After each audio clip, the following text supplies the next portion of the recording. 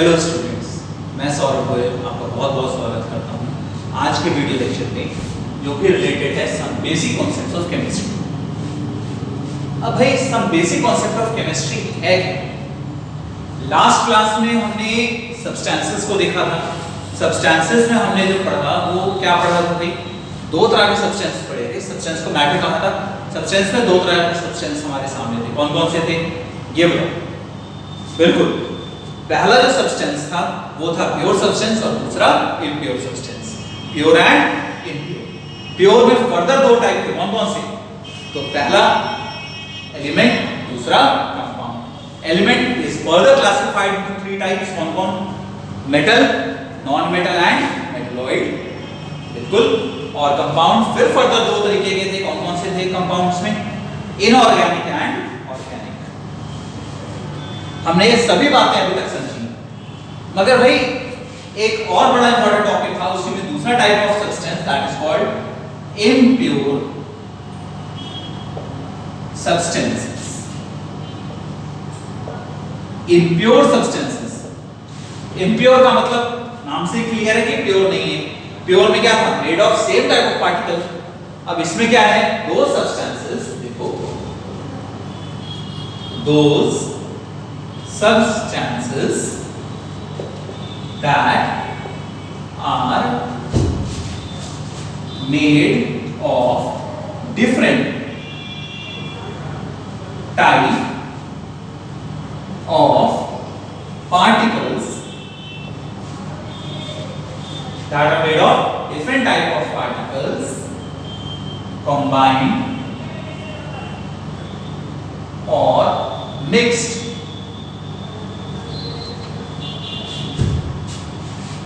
in any ratio।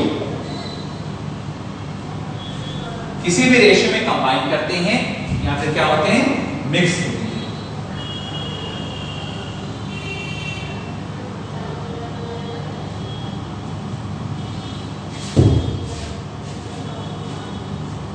अब भाई किसी भी रेशियो में मिक्स होने का क्या मतलब होता है, मुझे ये बताओ। क्यों हम लोग कहते हैं भाई अलग अलग रेशियो है, मिक्स होने का टेंडेंसी भी अलग अलग होगी?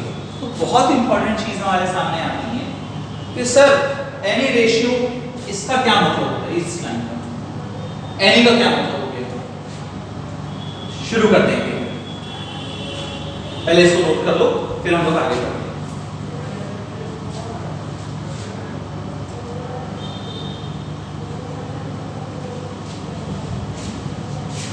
अब बातें आती हैं कि ठीक है सर, इम्प्योर सब्सटेंसेस, इसमें हमने दो तरह का देखा।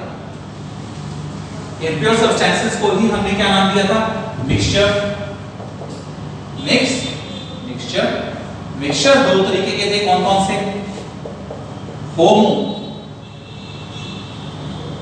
Homogeneous mixture.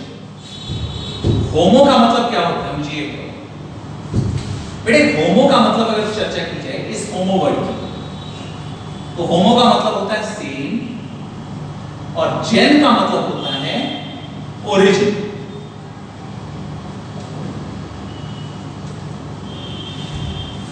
Same origin, homogeneous mixture. किस तरह के मिक्सचर को होमोजेनस कहेंगे? तो देखो, इसको हम थोड़ा एग्जांपल के थ्रू पढ़ते हैं। एग्जांपल के थ्रू अगर स्टडी करें तो आपने कहा सॉल्ट प्लस वाटर। सॉल्ट और वाटर, इन दोनों में होमोजेनस मिक्सचर का कैसे कॉन्सेप्ट आएगा? भाई सॉल्ट भी और वाटर भी। तो अब देखते हैं, सॉल्ट क्या था? सॉलिड। वाटर क्या है? Liquid in origin. मगर जब इन दोनों को मिला देते हैं तो क्या बनता है? सॉल्यूशन। क्या बनता है? Solution, and that is liquid form. तो सर आपने क्या कहा? सॉल्ट और वाटर से जो सॉल्यूशन बना वो कंप्लीट लिक्विड है, तो आपने क्या कहा? होमो मतलब same, and gen means origin. और यहां पर बातें आ गई आपका salt and water. Now salt और वाटर की चर्चा करेंगे, ठीक है भाई। सॉल्यूशन भी है, मिक्सचर भी है, होमोजेनस एंड हेटेरोजेनस है। तो homogeneous mixture are those type of mixture in which components combine together in such a way that there will be no separation boundary that exists between the mixing components. आपने नमक और पानी को मिला दिया, क्या बता सकते हो कि भाई ये रहा नमक और ये रहा पानी? नहीं, मिल जाएगा। वैसे शुगर एंड वाटर बिल्कुल होमोजेनस होगा। तो इसमें एग्जांपल में आपने क्या लिख दिया? Salt and water, sugar plus water, ये भी क्या होमोजेनस मिक्सचर है। तुमने कहा अल्कोहल एंड वाटर, क्या सर ये सिर्फ सॉलिड और लिक्विड? No sir. आपने कहा इसका बेस्ट एग्जांपल एयर। एयर में बताओगे वहां नाइट्रोजन, वहां ऑक्सीजन, यहां कार्बन डाइऑक्साइड, यहां हाइड्रोजन, नहीं बता सकते। अगर ऐसा नहीं बता सकते तो वहां पर क्या होगा? एयर हो गया। अगर हम लोग बात करें सर लिक्विड एंड लिक्विड का भी, तो बिल्कुल होता है। लिक्विड एंड लिक्विड में सबसे इंपॉर्टेंट है अल्कोहल एंड वाटर। शराब को पानी में डालते हैं, वो भी छोड़ो, एसिड और पानी। अगर मैं आपको डाइल्यूट फॉर्म ऑफ H2SO4 दे दूं, तेजाब में हल्का पानी डाल दूं, आप बताओगे उसमें पानी है एग्जैक्टली कि वो तेजाब है? दोनों के दोनों सेम कलर के नजर आएंगे, मींस कलरलेस होंगे। और अगर कलरलेस होंगे आप कैसे बताओगे कि सर कौन क्या है? तो दिस इज होमोजेनियस मिक्सचर। अब बातें आती हैं कि sir heterogeneous mixture.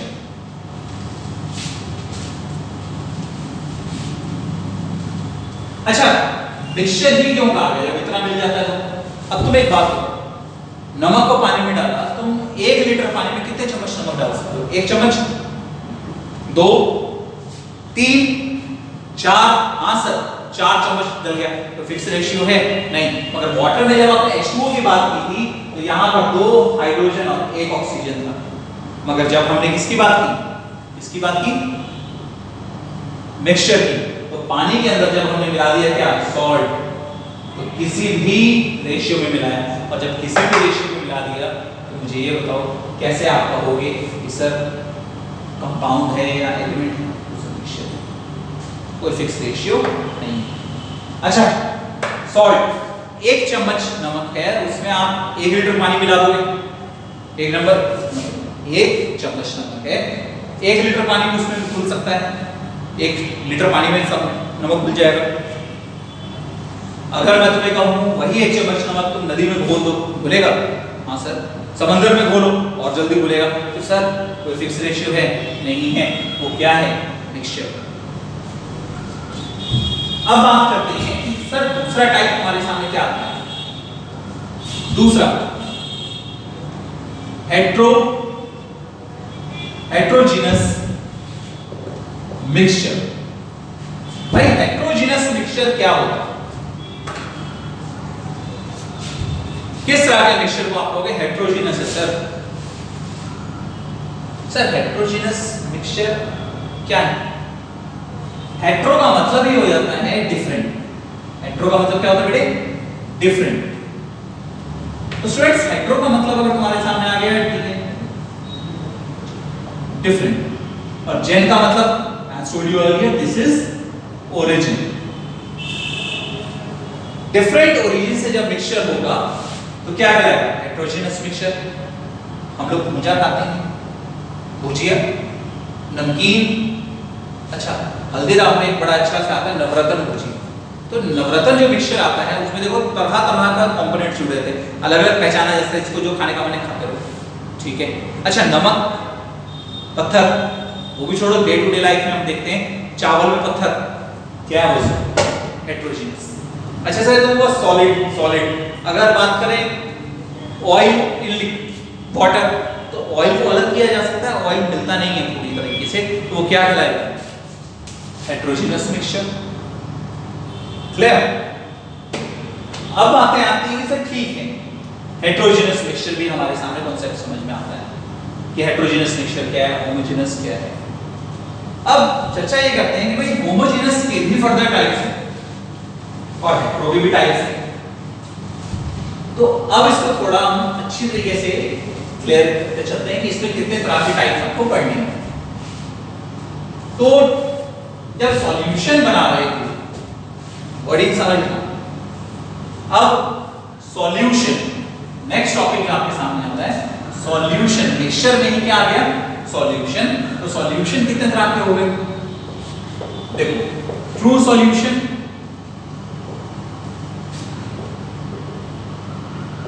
Colloidal solution and suspension. Note करो, true solution, suspension and colloidal.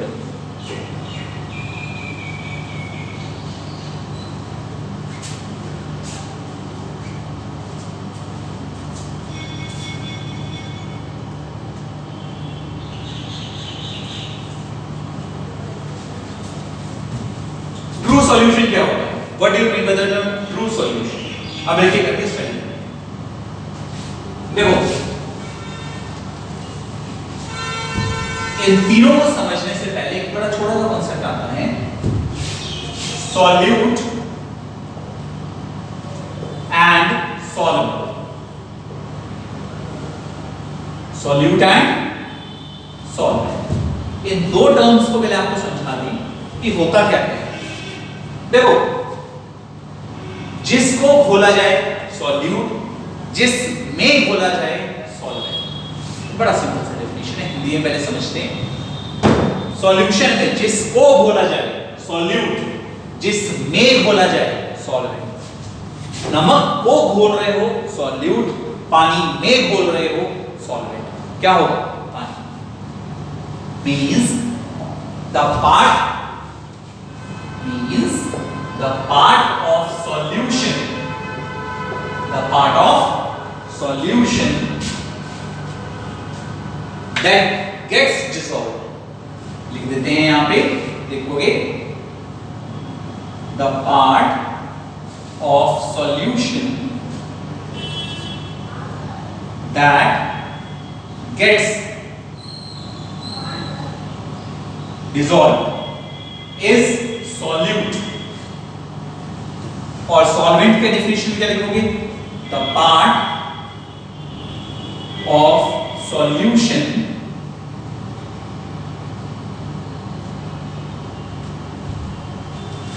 In which solute could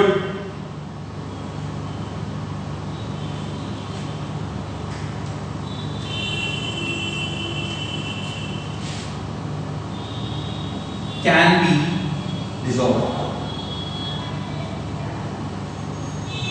means the part of solution in which solute can be dissolved is known as solvent. The part of solution that get dissolved is known as solute. इसको note करो फटाफट, ये बहुत important रखिएगा। और solution, the combination of solute and, what is solution? It's a mixture of solute and solvent।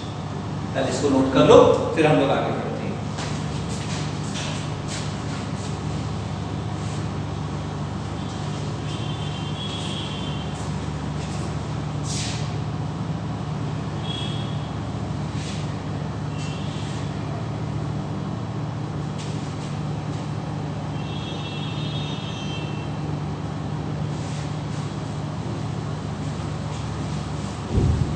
अब हम इसमें आगे थोड़ा बढ़ते हैं कि भाई सॉल्यूट भी हो गया, सॉल्वेंट भी हो गया।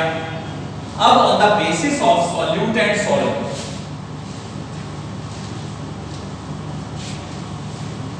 इसको बेटर लिखते हैं, अच्छा लगेगा।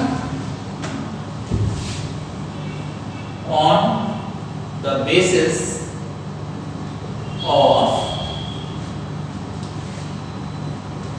सॉल्यूट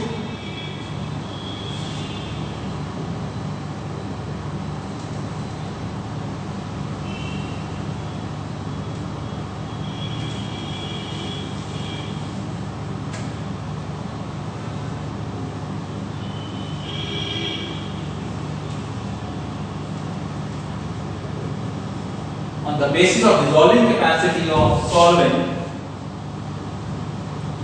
अगर बात करें तो हमने तीन तरह की बातें देखी। क्या क्या देखी, सॉल्यूट तीन तरीके से लिख सकते हैं, क्या क्या? True solution, suspension and colloidal. Types of solution में देखना कौन कौन सा? True solution, suspension and colloidal.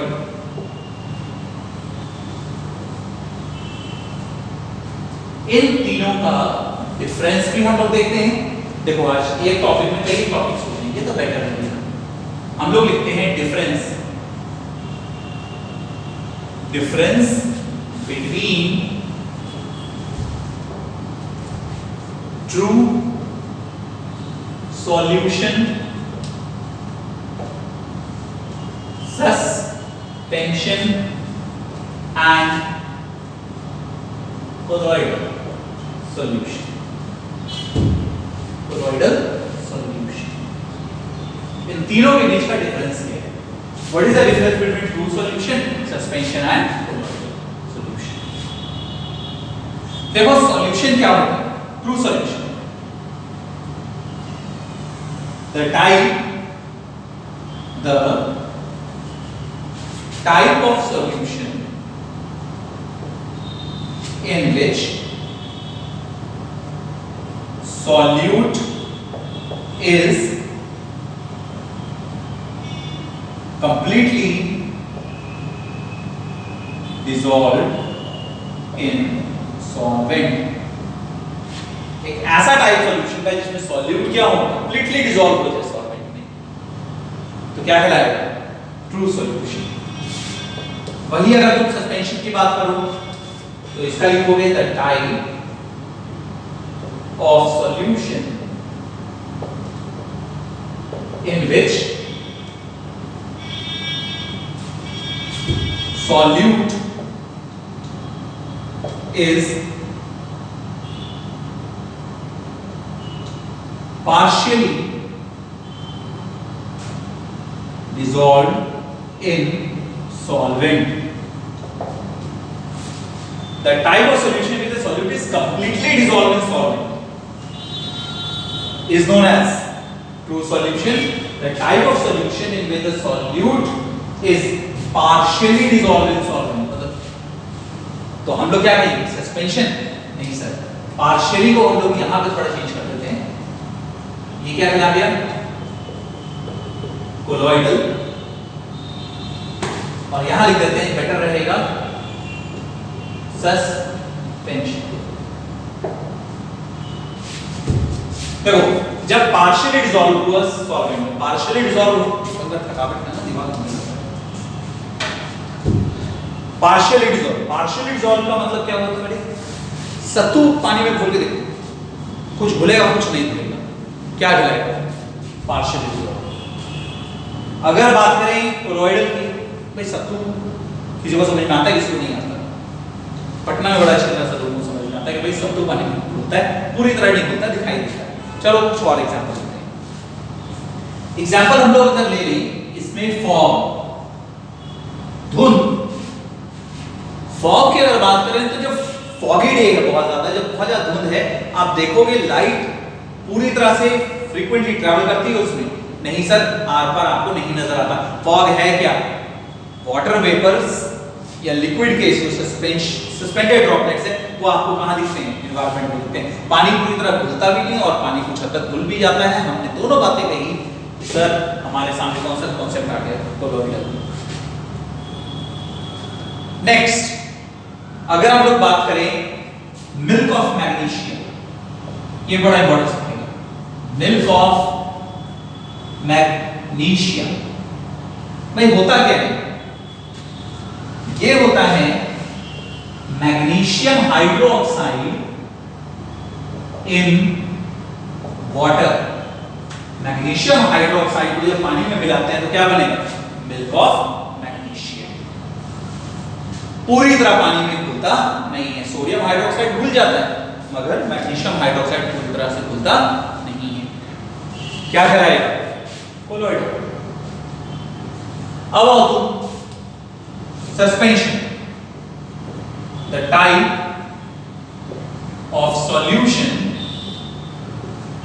in which solute remains undissolved in solvent. Solute क्या हो गया? घुला ही नहीं। पत्थर को पानी में डाल दो, घुलेगा? नहीं घुलेगा। जब पत्थर आपका पानी के अंदर नहीं घुल रहा तो वो क्या कहलाएगा? सस्पेंशन, है ना? तो आपने एग्जांपल में आप ले लो, स्टोन्स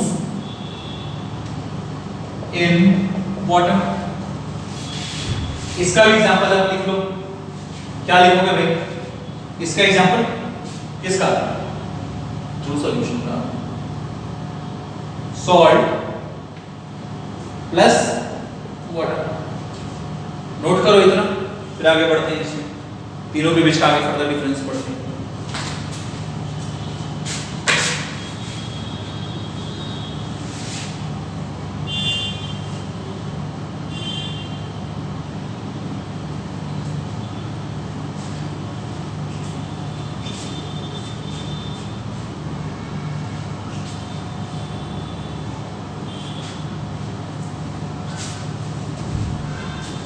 तो स्टूडेंट्स, अब यहां तक आपने देखा कि पहला पॉइंट तो भाई डिफाइन भी कर गया, और इसी में हमने क्या देख लिया, इसका एक एग्जांपल भी देख लिया।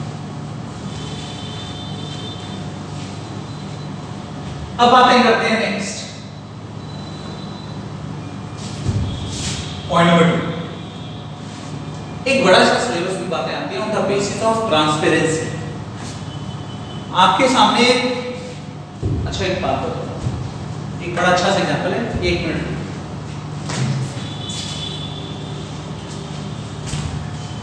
अगर इसकी बात की जाए पानी, मैंने कहा इसमें नमक मैंने खोल के रखा है, इस वक्त इसमें नमक है, ठीक है। इसमें से तुम टॉर्च लाइट पास करो, पास होगा? हाँ सर होगा। नमक वाले पानी के अंदर लाइट पास कर गई, लाइट पास हो गई। अगर लाइट पास हो गई तो अब इससे होगा क्या सर? और कुछ हो ना हो, एक बात तो क्लियर हो गई कि ट्रांसपेरेंसी। अगर बात किया जाए क्राइटेरिया का, तो इसमें क्या कहेंगे? ट्रू सॉल्यूशन में लाइट पासेस इजीली फ्रॉम या through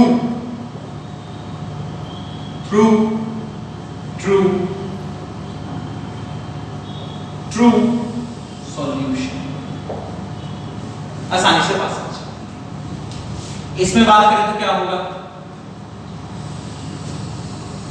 light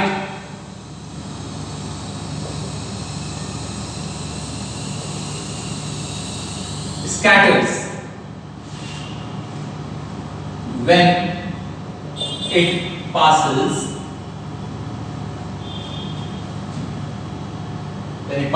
through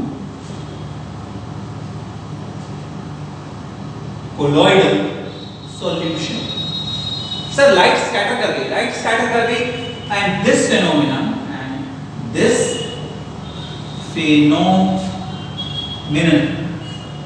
is known as Tyndall effect. और इसी फिनोमेना को क्या कहते हैं बेटा?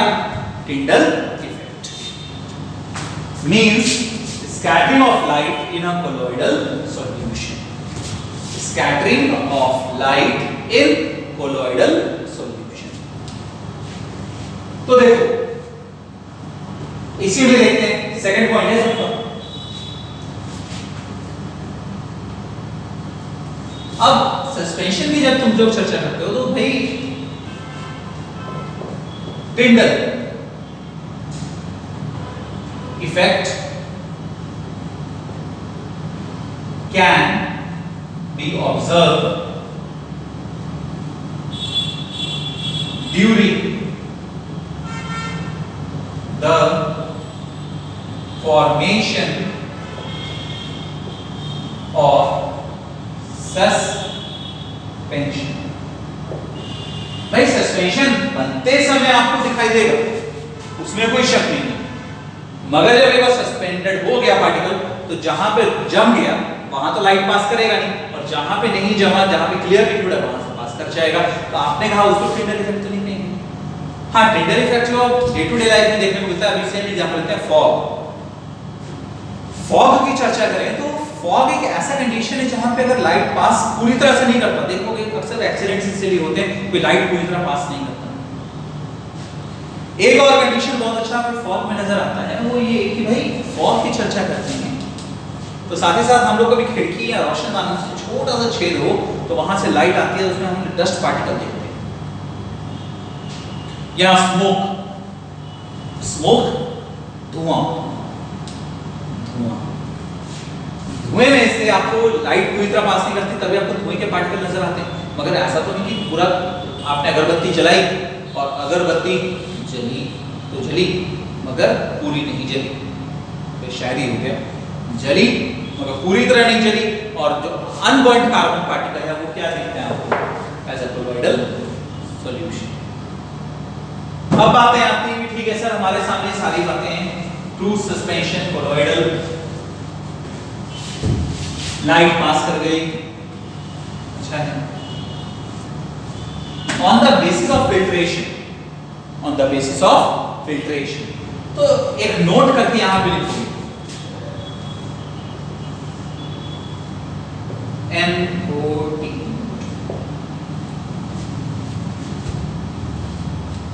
फिल्ट्रेशन प्रोसेस की अगर बात करें,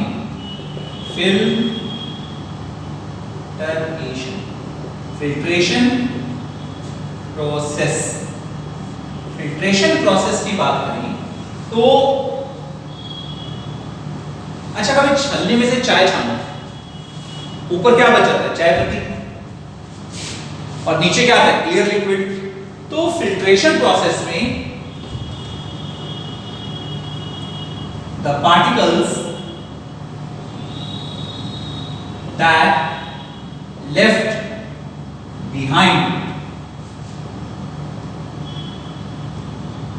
on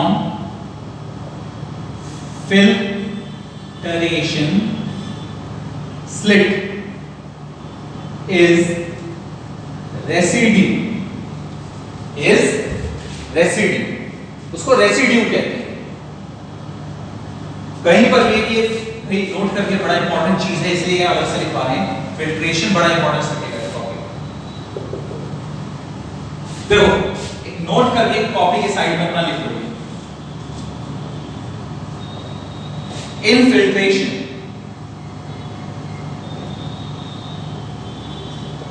infiltration process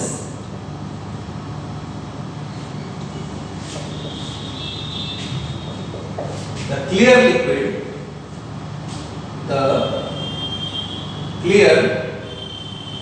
liquid that is obtained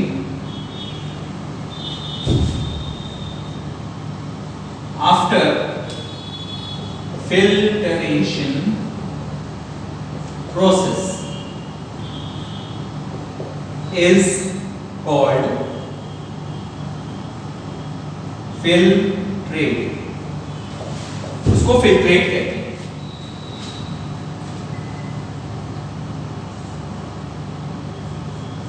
The unwanted particles that left behind on the filter slit is called residue, लिख लो मेरी बात, is known as residue। पहले इसको लिखो, फिल्ट्रेशन हुआ जो ऊपर जो गंदगी बच गई फिल्ट्रेशन के बाद उसको आप रेसिड्यू कहते हो, और जो नीचे क्लियर लिक्विड आया उसे आप नाम क्या देते हो, फिल्ट्रेट। पहले इसको नोट करो।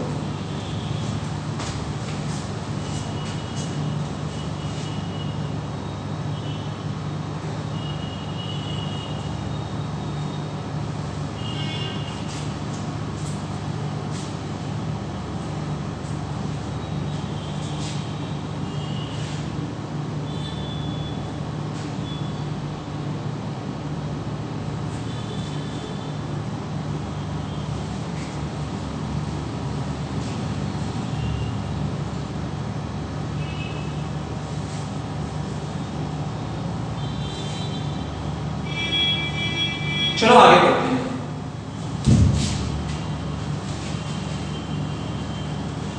तो हमने बेसिस ऑफ फिल्ट्रेशन की बात करी। तो भाई जब आप नमक और पानी का घोल छल्ली में से गुजारो, कुछ छल्ली में बचेगा?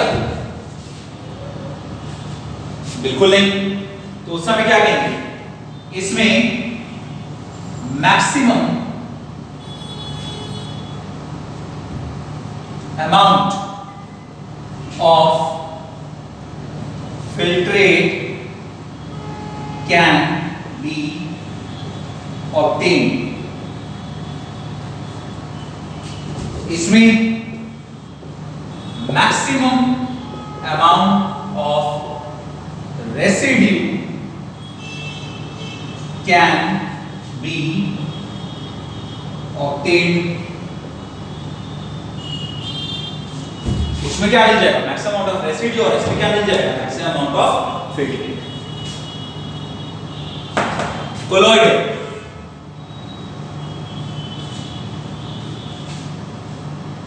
तो इसमें क्या कहेंगे? Some amount of impurities can be observed in filtrate. Some amount of impurities can be observed in filtrate as the solute is partially dissolved in solvent. Note करो इसको।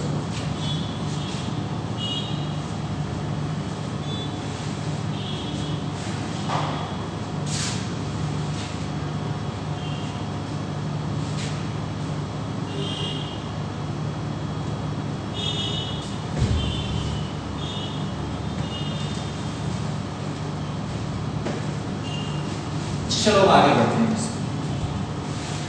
फिल्ट्रेशन भी हो गया। अच्छा है। We will discuss the particle size. Particle size की बात किया जाए, पार्टिकल साइज भाई कैसे कैसा होता है? ट्रू सॉल्यूशन में पार्टिकल साइज क्या होगा? Less than 1 nanometre, less than 1 nanometre. We had discussed earlier 1 nanometer is equal to 10 to the power minus 9 meter. 10 to the power minus 9 meter means 1 metre के कितने टुकड़े? 100 करोड़ टुकड़े हम लोग कहते हैं 10 to the power minus 9 meter. Now, what is colloidal solution? So the colloidal solution means here the particle size of the colloidal solution ranges between 1 nanometer to 1000 nanometer. And what is suspension? The particle size above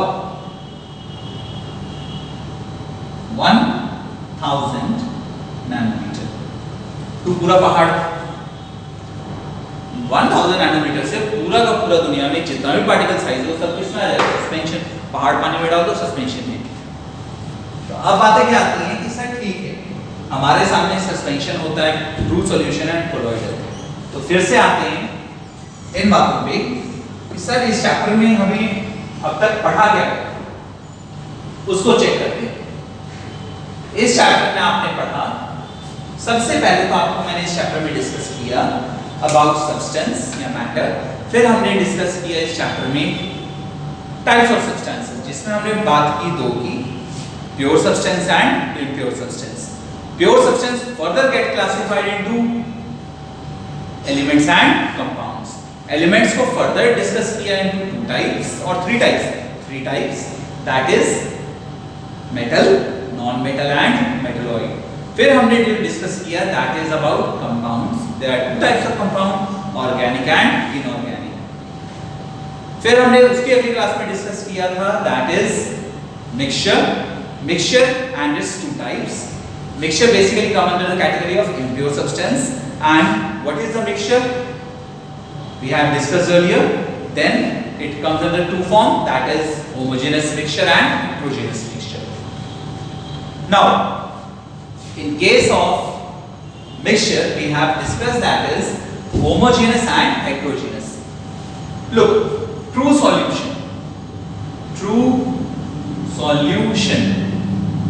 is a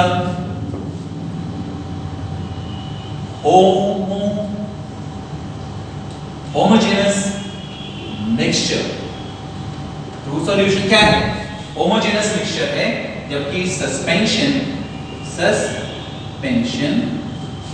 और colloidal solution, ये दोनों क्या है बेटे? Heterogeneous mixture. ये दोनों कौन सा मिक्सचर है बेटे? Heterogeneous mixture. यहां तक कंप्लीट हो गया हमारा. अब बातें आती हैं हमारे सामने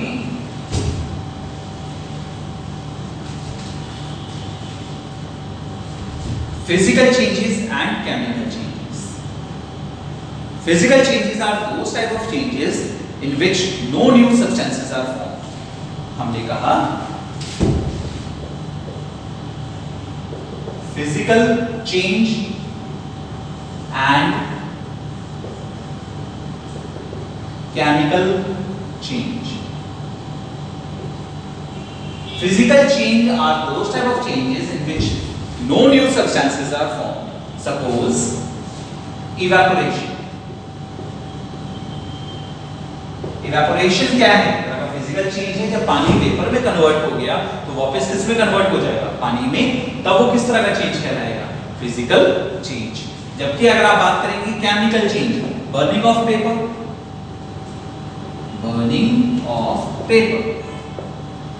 अब आप मुझे ये बताइए, अगर आपने कागज को जला दिया, कागज को जलाने के बाद क्या आप दोबारा कागज बना सकते हो? बिल्कुल नहीं.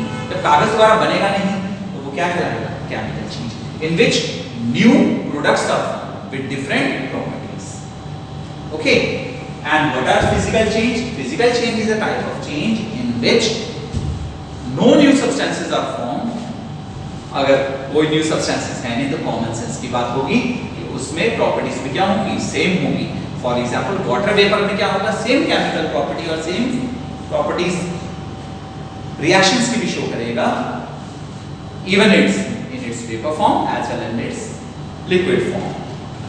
जबकि केमिकल चेंज में हमारे पास न्यू प्रोडक्ट बनेंगे जिसमें एकदम डिफरेंट प्रॉपर्टीज पाई जाएंगी. आप नोट कर लेंगे यहां पे एग्जांपल में इवेपोरेशन और एग्जांपल में burning of paper, rusting,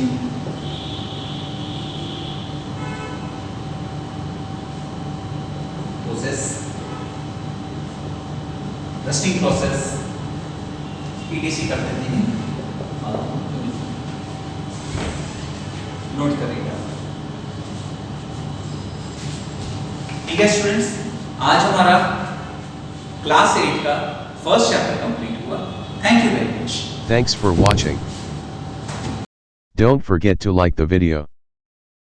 And don't forget to subscribe.